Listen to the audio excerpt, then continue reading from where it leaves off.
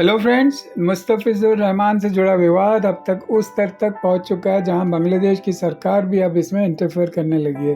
बांग्लादेश के खेल मंत्री नजमुल हसन ने कथित तौर पर आईसीसी से ये मांग की कि बांग्लादेश के टी20 वर्ल्ड कप मैचों का श्रीलंका शिफ्ट किया जाए, ठीक उसी तरह जैसे पाकिस्तान के लिए हाइब्रिड मॉडल अपनाया गया था।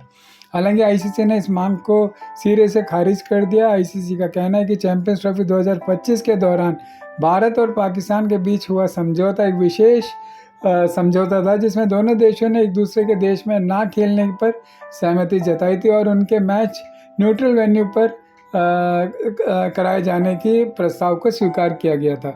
ये फैसला रिकॉर्ड में है और एक विशेष केस के तौर पर दर्ज है।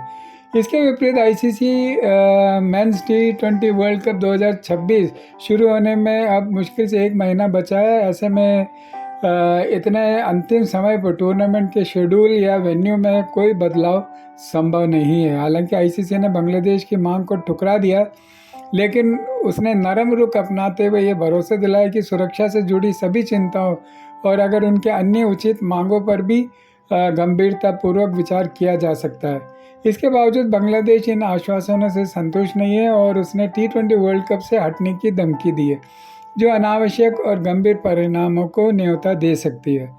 भले ही इस मुद्दे को राजनीतिक से जोड़ दिया गया हो, लेकिन बीसीसीआई की ओर से सीधा और स्पष्ट आश्वासन इस विवाद को सुलझाने में मदद कर सकता है। आखिरकार भारत श्रीलंका के साथ इस टूर्नामेंट का को होस्ट है। इसके अलावा भारत और बांग्लादेश के बीच व्यापारिक संबंध अभी भी जारी है और इस टूर्नामेंट में पहले ही भारी निवेश किया जा चुका है। किसी भी टीम के हटने से मेजबान देशों को बड़ा आर्थिक नुकसान हो सकता है। यह भी याद रखना चाहिए कि पहलगाम घटना के बाद भारी दबाव के बावजूद भारत ने एशिया कप 2025 में पाकिस्तान के खिलाफ मैच खेला था। अब जब भारत इस वैश्विक टूर्नामेंट की मेज़बानी कर रहा है, पूरी दुनिया हम पर नज़र रखे हुए है। अगर कोई टीम सुरक्षा कारणों के हवाला देकर टूर्नामेंट से हटती है तो इससे अंतर्राष्ट्रीय मंच पर